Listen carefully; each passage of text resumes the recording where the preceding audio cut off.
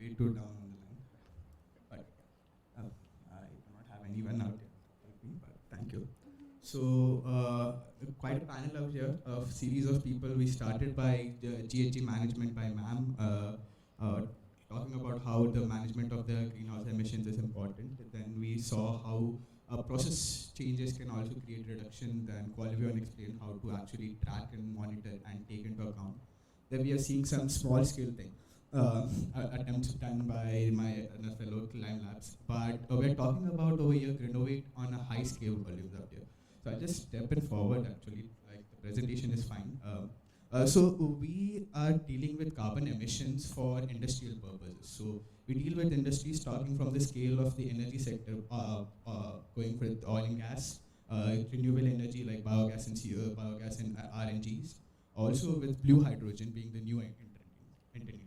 So apart from these energy sectors, also going beyond to steel industries, cement industries, and specialty chemical industries.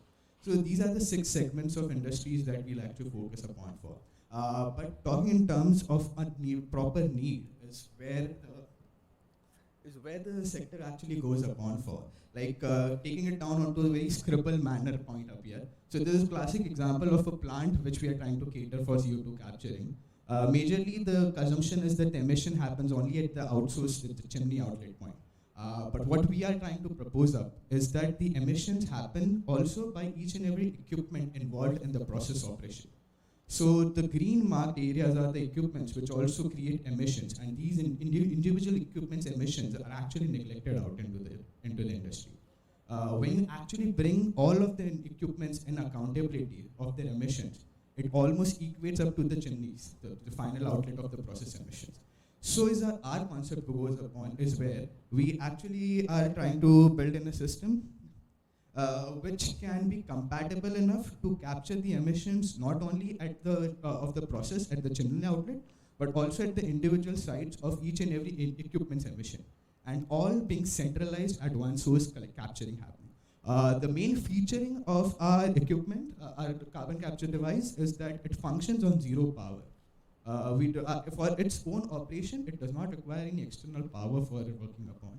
And we can almost cater up to a 90% efficiency. That's what our promise is about right now. Quantitative is the treatment source.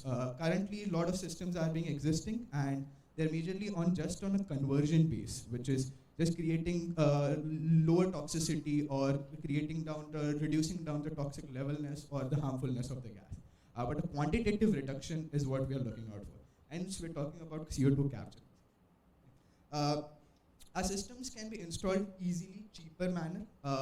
The power requirement is almost zero. The consumables used for our systems are cheaper, again.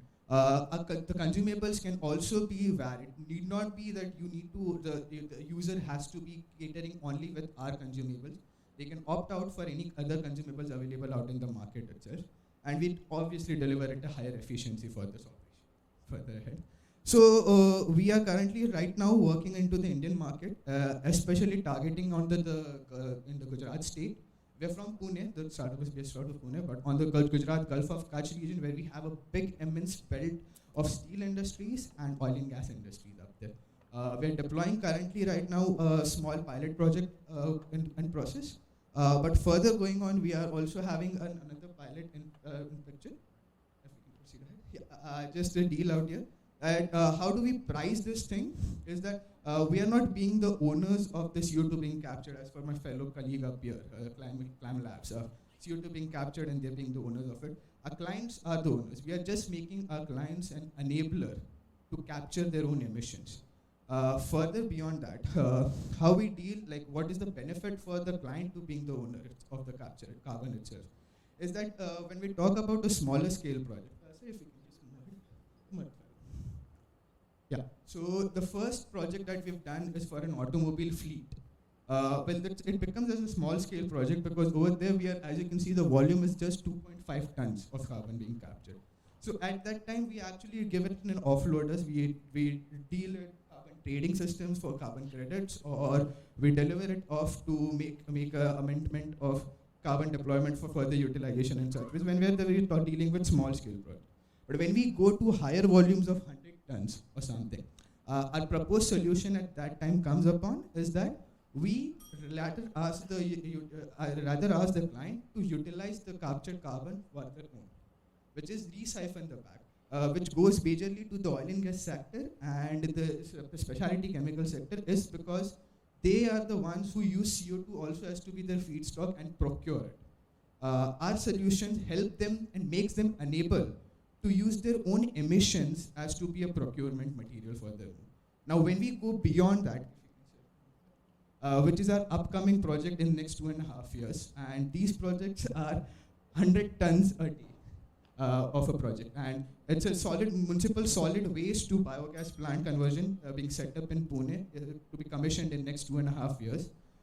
It's a 350 tons per day municipal waste processing plant, which will be creating emissions of two-stage project. So one small scale, 25 tons a day, the larger scale, 120 tons a day CO2 emission. So at this stage, when we go, which is beyond the limit, we actually cater to the client in a sequestration fashion, that the client itself will in-house its own sequestration well, CO2 sequestration, and then they can use the carbon. So this way, the client is being enabled to own the CO2 and also, yeah. So that's just basically our stage right now. Thank you.